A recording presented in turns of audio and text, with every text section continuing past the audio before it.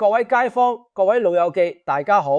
今日我要同大家講嘅內容，希望屬牛同屬兔嘅朋友，無論係自己伴侶、仔女，抑或父母，係呢兩個生肖，都一定要安靜落嚟，認真聽完整段說話，因為呢番話關乎你哋下半年點樣避開是非，守住安寧。好多人聽到犯太歲三個字，第一個諗法就係會有大災大難，其實唔係咁樣。2026丙午馬年，屬牛係害太歲，丑午相害；屬兔係破太歲，卯午相破。佢唔係驚天動地嘅橫阻，而係一種潛伏喺身邊嘅消耗，好似蟻蛀木頭咁，不知不覺之間慢慢侵蝕你嘅運氣。最常見就係小人暗地作祟，無端惹上口舌是非，明明自己冇做錯，都會俾人誤解，俾人牽連，搞到成個人好唔舒服。更加要警惕嘅就係，明明可以大事化小，卻因為一時意氣同人爭執對峙，小事撞成大錯，令本來可以平穩度過嘅流年變得麻煩不斷，後悔都嚟唔切。好多屬牛屬兔嘅老友記回顧2026上半年，會有一種好無奈嘅感受，自己做人做事向來本本分分，唔去害人，唔去損人利己，但偏偏麻煩總係主動找上門，避都避唔開。有啲時候好心幫人，最後反而惹得一身衰，好心冇好報。有啲時候工作上面付出好多，功勞就被旁人分走，背後仲有人講閒話，明明係自己嘅心血，變咗人哋嘅功績。有啲合作本來談得好好，臨門一腳突然生出變數，計劃直接打亂，搞到措手不及。好多人呢個時候就會心有不甘，覺得自己唔可以就咁食拉，一定要據理力爭，一定要同對方講個清清楚楚，要爭翻一口氣，否則就吞唔落呢啖氣。但係喺害太歲、破太歲嘅流年氣場底下，最忌就係硬碰硬。你以為係維護正義，實際上係跌入咗是非嘅船穩入面，越係爭鏈，蟲繞得愈深，是非就愈難抽身，最後只會越陷越深，難以自拔。今日我唔單止同大家拆解下半年屬牛害太歲、屬兔破太歲分別會面對點樣嘅處境，更加重要係教大家一套實實在在嘅處世心法，等你可以安然過渡。點樣分辨身邊嘅小人信號？遇到誤解嘅時候點樣處理？邊啲事絕對唔可以衝動同人爭拗？面對是非係忍讓唔係懦弱，係低調唔係認輸。流年只係外邊嘅氣場，真正決定我哋會唔會受傷嘅，往往係我哋自己嘅情緒同選擇，係你點樣應對每一件突如其來嘅事。我哋先講屬牛害太歲，丑午相害。民俗入面講害就係暗中妨害陷害，好似暗箭難防，你連箭從邊度射嚟都睇唔到。佢唔係當面同你撕破臉皮同你吵架，而係背後嘅流言、無聲嘅算計、無緣無故嘅牽連拖累，令你防升防。丙午年天干丙火，地支午火，滿盤烈火，火生丑土。按理講係有生扶之力，但係地支暗藏傷害嘅關係，就變成表面有生，暗地有損嘅格局，即係表面睇好似幾好，實質入面有好多暗湧。換句說話，屬牛嘅朋友，今年唔係完全冇貴人，唔係完全冇機會，有時候亦都會遇見賞識自己嘅長輩上司，亦都會有睇落好吸引嘅合作機會。但係光鮮嘅外殼底下，往往藏住隱藏嘅陷阱同埋人際嘅裂痕，你要張大眼睛睇清楚。上半年好多屬牛嘅朋友已經感受過呢種力量，相信唔使我多講，勤勤懇懇做嘢，結果功勞俾人搶走，你嘅付出變咗人哋嘅收割格。同朋友合作，本嚟互相信任，慢慢出現猜忌，冇晒默契，冇得罪任何人，都會傳出一啲關於自己嘅閒言閒語，好似成個世界都同你作對。好多時候你連邊個係始作俑者都揾唔到，想反擊都唔知向邊個開口，內心充滿委屈，講都講唔出。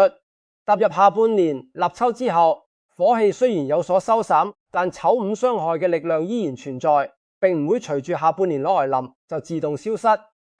佢只係換咗一種形式，繼續影響你弄。7月、8月、10月流月變化，會輪流觸動傷害嘅氣場，是非人情糾紛依然係屬牛朋友最大嘅考驗。呢幾個月份要特別打醒精神。首先拆解屬牛嘅事業運。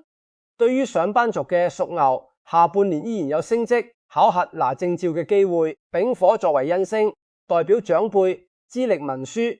只要你肯腳踏實地，上司睇得到你嘅付出，有機會得到提拔或者承接更加重要嘅項目，自然有突破嘅可能。但係害太歲之下，辦公室嘅人際暗流湧動，表面平靜，底下卻波濤洶湧。有一類小人唔係同你公開作對，反而表面對你和和氣氣，笑口盈盈，背後就會曲解你講過嘅說話，將團隊嘅過失推到你身上，搶走你辛辛苦苦做出嘅成績，等你做咗代罪羔羊。呢個時候，好多屬牛嘅性格就會暴露出弱點。屬牛人骨子入面耿直，講原則受唔得冤枉，覺得黑就黑，白就白。一旦察覺自己被算計，第一反應就係要當眾拆穿，要同對方對質，要喺眾人面前證明自己清白，忍唔住嗰啖氣。但係喺害太歲嘅年份，千祈唔好咁做。當你公開同對方爭執嘅一刻，旁邊嘅人未必可以完全分清對錯錯，反而會覺得你兩個都係是非之人，各打50大板。本來你係受害者，一場爭吵過後，變成雙方都有問題。小人嘅目的就達到咗，你仲要賠上自己嘅形象。遇到被抹黑、被搶功，唔好即刻情緒爆發，要冷靜應對。第一，保留所有證據、聊天記錄、工作文件、交付嘅底稿，全部妥善存好，唔好口講冇憑，有證據先有說服力。第二，唔好喺大庭廣眾同對方撕破臉，向上級客觀陳述事實，只講證據，唔講情緒，唔發洩怨氣，保持專業。第三，如果事情未觸及核心利益，唔要事事都要爭一個輸贏，有啲嘢輸咗都冇乜大不了。職場上面有啲口頭嘅虛名，一啲閒言閒語，你愈去辯解流言就傳得愈勁，反而愈描愈黑。你專注做好手上嘅成果，時間遲早會還你公道。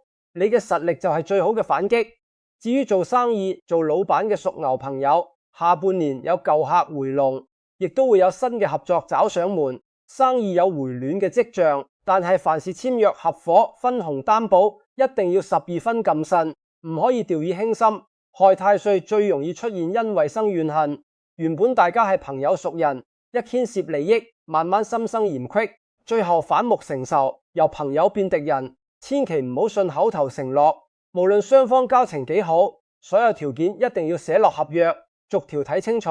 千祈唔好因為人情就放鬆警惕，人情還人情，數目要分明。一旦發覺合作夥伴做事有所隱紛，唔好一時火起當場大嘈大鬧，先收集資料，再理性商討退出嘅方式，避免激化矛盾，引發官非口舌，到時就麻煩。跟住講屬牛嘅財運，屬牛下半年正財尚算平穩，只要穩守本職，勞有所得，唔會有太大問題。但係害太歲主暗耗，呢一種破財往往唔係大筆投資輸錢，而係俾人情拖累，一筆一筆咁樣流走。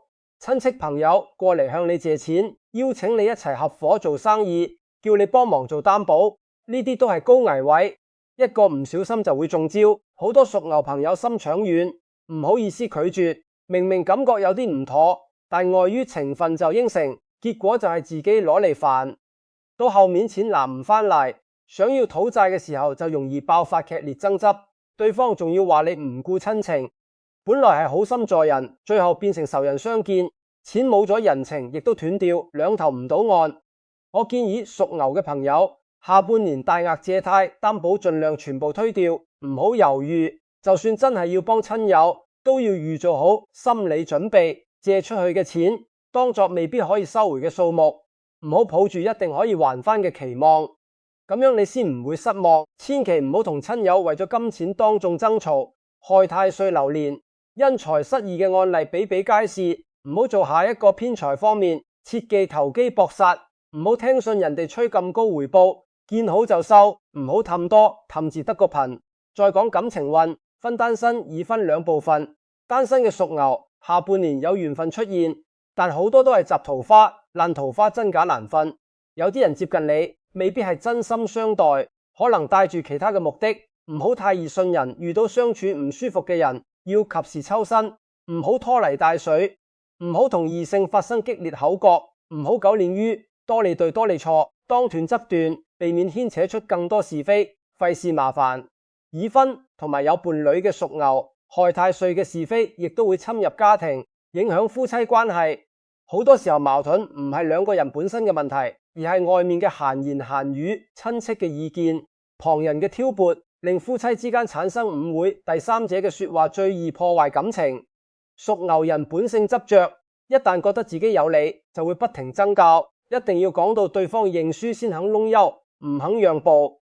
但係夫妻相處唔係法庭打官司，唔需要每件事都分出勝負。家係講情嘅地方，唔係講理嘅地方。贏咗爭嘈，輸咗感情，係最唔划算嘅買賣。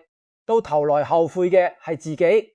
遇到聽到閒話，唔好即刻返屋企質問，另一半先冷靜求證。千祈唔好被第三者嘅說話影響自己嘅家庭和睦。要相信自己嘅伴侶。屬牛嘅健康同家宅運，丙午全年火氣燥烈，丑土受火煎熬。屬牛朋友下半年容易脾胃虛弱，睡眠差，頭痛，皮膚敏感，好多病痛係來自長期鬱結嘅情緒。心病還需心藥醫。人一旦經常忍氣，經常同人鬥氣，肝氣鬱結，身體就會跟住出狀況，周身唔聚財。好多人覺得受咗委屈，一定要發洩出嚟先對身體好，但係發洩唔等於當場同人激烈爭執，咁樣只會令事情更差。你可以散步傾訴，靜心調醒，唔好選擇同對方硬碰硬嘅方式宣洩。越係同人爭執不休，精神如緊臨，睡眠飲食跟住敗壞，身體就會接二連三出現毛病，到時真係普列夫人又折兵。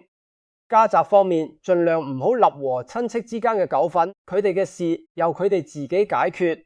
屋企親戚有矛盾，千祈唔好衝出去做裁判，幫呢個鬧嗰個，呢個角色最難做。害太歲嘅時候，好容易圈架變成野哥上身，兩邊都會埋怨你。好心做壞事，到頭來你仲要變咗磨心，少介入他人嘅家務事，守住自家門內嘅安寧就係最好嘅家宅風水。講完屬牛，我哋轉到屬兔。破太歲，卯午相破，好多人唔係好分得清破太歲同害太歲嘅分別。害太歲重點在於暗中陷害，背後中傷。破太歲，破就代表破損破裂，波折反覆，係一種比較明顯嘅破壞。原本好好嘅一件事，做到半路突然破局，本來穩固嘅關係無緣無故出現裂痕，已經講好嘅約定隨時可以推翻改變，令人無所適從。破太歲唔一定係小人全心要害你，有時係運勢帶來嘅機緣破碎，但亦都伴隨住人際之間嘅摩擦，唔會令你好煩惱。卯木生午火，木火通明，屬兔嘅朋友其實今年腦袋靈活，思維敏捷，本身係有才華嘅。有天德福星吉星暗中照拂，唔係一路衰運到底，唔使太過擔心。但係相破嘅格局就好似一件瓷器，本來質地唔錯，但係流年嘅力量令佢容易出現裂縫，一唔小心就會碎裂一件事。就算你準備得再充足，都會冒出意想不到嘅變數，令你措手不及。好多屬兔嘅朋友性格溫和，但係骨子入面自尊心好強，唔輸得。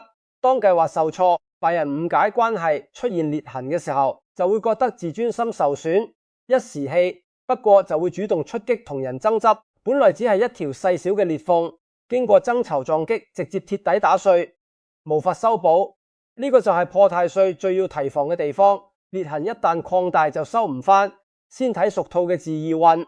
下半年屬兔事業上面有機會遇見想識自己嘅貴人，亦都有轉崗拓展新項目的機會。唔係完全冇運行，但係破太歲之下，凡事容易一波三折，唔會一帆風順。一份方案改完又改，談好嘅合作臨時變卦，團隊內部意見分歧，同事之間容易產生誤解，好似做乜都唔順。呢種誤解有好多時候唔係刻意作惡，只係溝通出現偏差。但如果唔好好處理，就會演變成互相對立，由誤會變成敵對。屬兔嘅朋友要記住，破太歲嘅流年最怕硬碰硬將裂痕擴大。當意見出現分歧，唔好覺得對方係針對自己，即刻就反局對方，要俾自己時間諗清楚。有好多屬兔平時溫溫柔柔，一旦觸及自己嘅尊嚴同堅持，就會變得非常強硬，寸步不讓，好似變咗另一個人咁。明明只係工作上面嘅觀點唔同，嘈完之後變成人與人之間嘅私怨，影響日後合作。遇到反覆變卦嘅狀況，唔好第一時間就將所有責任歸咎於某個人，唔好當眾質問，當眾翻臉，咁樣只會令事情更僵。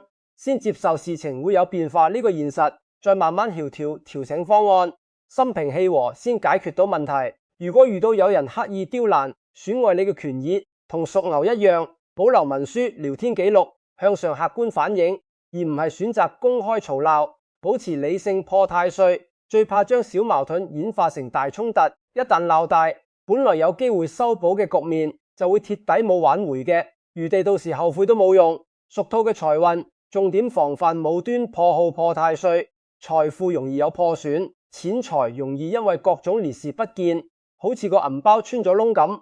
有啲係物品損壞要花錢維修，有啲係被人情消耗，亦都會因為意氣之爭產生不必要嘅開支，為啖氣而嘥錢。例如同人發生爭執，一時衝動消費花錢，甚至惹上數十嘅額外花費，呢啲都係無謂嘅損失。下半年屬兔兒守財為上，唔好貪求高風險回報，穩陣最緊要。合作投資要反覆評估，唔好輕易相信口頭嘅美好預期，要睇實際數據。同親友金錢往來盡量少做，就算要做都要留低書面憑據保障自己，千祈唔好因為金錢嘅分歧就同親朋好友撕破臉。破太歲之下，財情兩空嘅情況時有發生，錢同朋友都冇埋。屬兔嘅感情運係破太歲嘅重災區，要特別小心。破代表關係出現破裂，單身嘅屬兔下半年有桃花機會，但好多緣分都係易破難成。去得也快，兩個人相處少少誤解就容易搞到不歡而散，冇乜耐性。遇到相處出現矛盾，唔好一時衝動講絕情嘅說話，唔好句句爭輸贏，要懂得給予台階俾大家落台。已婚有伴侶嘅屬兔朋友要特別注意，呢個係全年最關鍵嘅地方。好多夫妻本來感情唔錯，下半年容易因為家庭勞碎，雙方親戚介入產生爭拗，小事化大。屬兔人內心敏感，容易放大另一半嘅一句說話，覺得自己受傷，然後就反擊回去，講埋啲難聽說話。本來只係一句無心之言，經過互相爭吵，變成深深嘅心結，點解都解唔開。破太歲年份，感情嘅裂痕好多時候唔係來自大事件，而係一次次毫無必要嘅口角爭執累積出嚟。冰封三尺非一日之寒，遇事多忍三分，多聽對方嘅心底說話，唔好每一次都要捻到自己贏咗場，交輸咗個家。有矛盾盡量關起門屋企內部解決，千祈唔好將兩夫妻嘅爭執講俾外人知。更加唔好拉親戚過嚟撐自己，只會將本來可以修補嘅關係鐵底破壞，到時一發不可收拾。屬兔嘅健康同家宅運，卯木受流年旺火熱氣，屬兔下半年容易肝氣鬱結、失眠焦慮、眼睛不適、筋骨酸痛、周身都唔舒服。情緒波動大嘅時候，身體嘅不適感會加倍放大，越煩越病，越病越煩。同人吵完一場交之後，會覺得成個人虛脫，心口翳悶。呢個就係破太歲氣場對身心嘅消耗，好傷元氣。閒嘅時候多散步，多接觸戶外陽光，減少熬夜，唔好將所有委屈全部壓在心入面，要懂得釋放。但宣洩情緒唔等於要同別人開戰，要揾適合嘅方式。家宅方面，留意屋企物件損壞，及時維修，唔好放任破損置之不理。小修小補好過大件事，亦都唔好搵和鄰居親戚之間嘅是非。聽到閒言閒語，左耳入右耳出，唔好加入討論，更加唔好出頭幫人先論，費事惹錯上身。一旦總入旁人嘅口舌傳語，破太歲嘅力量就會牽連到你身上，無端惹一身麻煩，到時後悔都嚟唔切。講完屬牛害太歲屬兔破太歲分開嘅運勢拆解，我哋要講一個核心嘅道理：點解害太歲破太歲千祈唔好隨便同人爭執？呢個係全篇最關鍵嘅地方。好多老友記會問：難道我受咗委屈就要吞落肚咩？唔可以反抗咩？呢度我要講清楚，明你講嘅唔好爭執，唔係叫你任人欺負，唔係叫你放棄自己嘅權益，而係叫你唔好意氣之爭，唔好被情緒牽住鼻子走，唔好落入小人設下嘅圈套。呢個先係重點。害太歲嘅小人有好多就係專門激你發火。佢知道你性格耿直，受唔得冤枉，就故意講啲說話刺激你，做一啲事撩撥你，目的就係引你當眾發脾氣，同佢嘈大鑊。只要你一動怒，公開爆發，旁人就會睇到你情緒失控嘅樣子，反而忘記咗係佢先做錯事，你就變咗唔啱嗰個。小人嘅陰謀就咁樣得逞，你就中咗佢嘅計。破太歲嘅時候，萬事本來就容易出現裂痕，關係已經脆弱，就算道理完全站在你呢一邊，一旦用爭吵嘅方式去處理，就好似用石頭去補陶瓷嘅裂縫，只會令裂縫越來越大，最後成件嘢爛晒。本來可以談判協商憑證據解決嘅問題，嘈完之後就變成死局，冇彎轉。易經入面講亂之所生，言為佳，好多呼喚嘅源頭就係口舌爭鬥，一句說話可以惹出大禍。流年氣場不利嘅階段，人與人之間嘅誤解本來就會變多，大家都好敏感。同樣一句說話，平時聽落冇事，喺害破太歲嘅時候，就會聽到好多層嘅弦外之音，覺得人哋有弦外之音。同樣一件小事，平時一笑置之，今年就會覺得深受傷害，無限放大。呢個唔係代表所有人都要害你，而係流年嘅能量放大咗人與人之間嘅隔近同猜忌，令你特別敏感。咁到底點樣分辨邊啲情況要守住底線，邊啲情況要退一步海闊天空？我哋可以分兩種情況。第一種只係明星嘅誤解、閒言閒語，別人背後嘅評論，唔直接損害你實際嘅權益，呢一類唔好主動出戰同對方爭執。清者自清那時間同行動證明自己，唔好浪費心力同是非之人，狗聰越理佢越得戚。第二種直接損害你嘅金錢職位、法律嘅權益，實打實嘅利益被侵犯，呢個唔係叫你忍氣吞聲，而係理性抗爭，唔係情緒爭吵。拿證據，走規矩，走流程，講事實唔講情緒，唔當眾辱罵，唔煽動其他人一齊鬥，唔俾對方抓到你言行上面嘅把柄，保持冷靜。好多人輸唔係輸在道理，而係輸在情緒失控，講錯說話，俾人捉到痛腳。接下來我總結屬牛屬兔下半年一定要警醒嘅幾個危險信號，一旦出現就要立刻壓制住自己想爭吵嘅衝動，要識得收。第一，聽到閒話，內心火燒，一心想揾當事人當面對質，想逼對方認錯道歉，忍唔住。第二，覺得全世界都唔理解自己，明明佢人有錯，周圍嘅人仲係偏向另一方，越諗越動怒，覺得好唔公平。第三，同親友同事意見不合，明明事情細小，但內心就覺得尊嚴被踐踏，非要分出一個輸贏唔輸得。第四，深夜越想越委屈，想發信息、發朋友圈公開去指責某個人，宣泄自己嘅怨氣，忍唔住手。第五，別人講幾句刺激嘅說話，自己即刻情緒上頭，唔顧後果就要同對方偷牌翻臉，乜都唔理。如果你有以上嘅心境，千祈唔好做出即時嘅反應，要忍住強制俾自己冷靜期，最少等一日情緒降溫之後，再決定點樣處理。情緒最深熱嘅時候做嘅決定，9成9時候都會後悔，所以千祈唔好衝動。跟住我分享6大實真心法，屬牛同屬兔下半年可以跟住做法，解害太歲、破太歲嘅是非小神減少，無謂爭執，守穩自己嘅福分，呢啲都係好實用嘅方法。第一，謹言慎行，少參與閒聊是非，唔好喺背後評價同事、親友、熟人，費事惹麻煩。喺流年是非重嘅階段，你講嘅一句閒談，好容易俾人斷章取義，傳到當事人耳中，變成是非嘅源頭。你無心講一句，人哋有心聽入耳，多做事少閒聊，唔好成為是非話題嘅參與者，遠離是非圈。第二，凡事留循憑據，唔好過度相信人情、口頭約定、工作文件、聊天記錄、收據合約，重要嘅資料好好保存，以備不時之需。手上有證據就唔需要靠大聲爭吵去證明自己，道理自在文字證據之中，證據就係你嘅底牌。第三，學會適當拒絕，唔好因為怕人唔開心就強行應承。好多是非糾紛來自於不好意思拒絕，攞苦嚟辛，明明自己唔想幫，唔適合合作，礙於情面應承，後面做唔好，事招來埋怨，引發爭執，吃力不討。一開始就坦坦白白拒絕，反而省去後面一大堆麻煩，長痛不如短痛。第四，遇到矛盾爭取就事論事，唔講情緒。萬一真係同別人意見衝突，只講眼前呢件事本身，唔翻舊罩，唔人身攻擊，唔講傷人嘅氣話，保持冷靜。就算道理在你隻手上說話，亦都要留3分餘地，得冷人處且冷人，唔好去得太盡。第五，收斂內心，唔好將別人嘅評價看得太重。害太歲、破太歲嘅年份，一定會有唔少人誤解你，呢個係正常嘅。你唔可以控制其他人點樣諗你，你只可以控制自己嘅行為。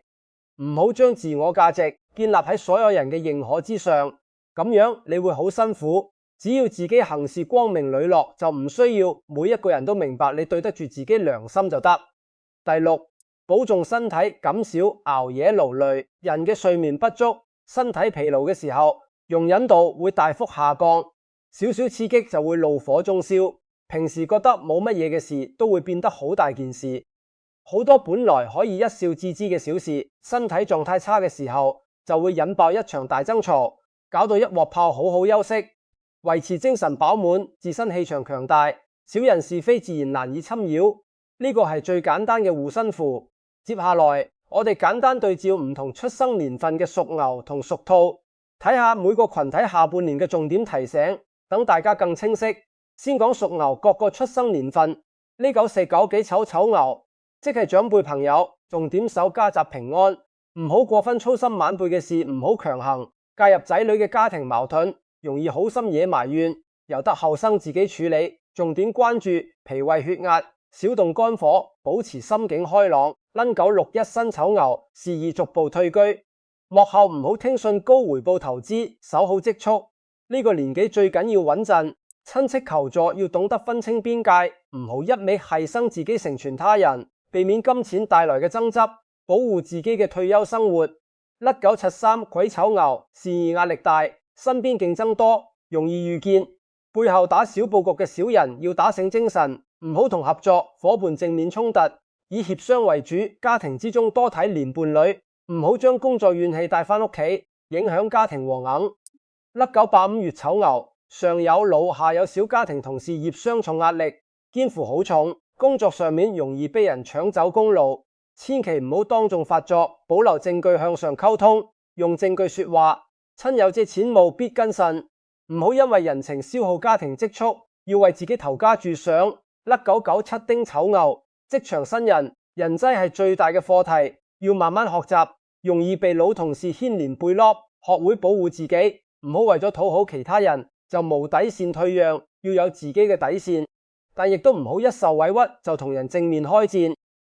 腳踏實地累積經驗，將來大把機會。2009幾丑牛，即係少年朋友，學業壓力大，容易同同學產生口舌摩擦，遇到誤解，多同老師家長傾訴唔好，自己私下同同學爭執衝突，尋求大人幫助。屬兔各個出生年份，壬九戌時一辛卯兔，長輩朋友重點保養筋骨睡眠，少拾和街坊親戚嘅閒事，聽到是非就一笑而過，唔好出頭辯論，守住晚年安寧。最緊要身體健康。1963癸卯兔，家宅容易有勞歲波折，伴侶親戚之間容易有意見分歧，家庭裏面唔好事事爭贏，多讓一步就可以避開好多無謂矛盾。家和萬事興，理財以穩健為主，唔好搏。1975乙卯兔，市易面臨調整轉型，舊嘅模式容易遇到阻礙，合作關係容易出現裂痕，要適應變化，遇到分歧唔好即刻決裂，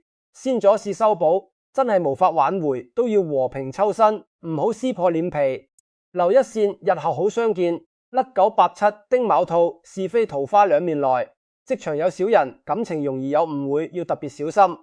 無論係工作抑或兩性關係，千祈唔好被一時嘅情緒驅使，講絕情嘅說話，小事極容易演化成分手決裂嘅結局，到時後悔莫及。呢個九九幾卯兔步入社會，理想同現實落差大，會有失落感，容易同人發生觀念嘅爭拗。記得每個人立場唔一樣，唔好強迫他人認同自己，減少無意義嘅辯論，專注自我成長，做好自己本分。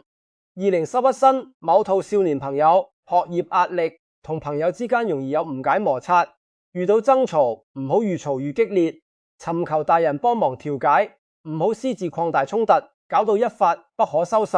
好多朋友會問，民俗講嘅犯太歲，佩戴飾品可唔可以幫忙？喺傳統民族文化入面，可以揀自己嘅3合6合貴人飾品作為心理駐座，求個心安。但我再三強調，飾品風水擺設都只係外緣嘅助力，唔係萬能。真正抵擋小人是非嘅係你嘅言行，你嘅定力，你嘅處事方式，係你點樣做人。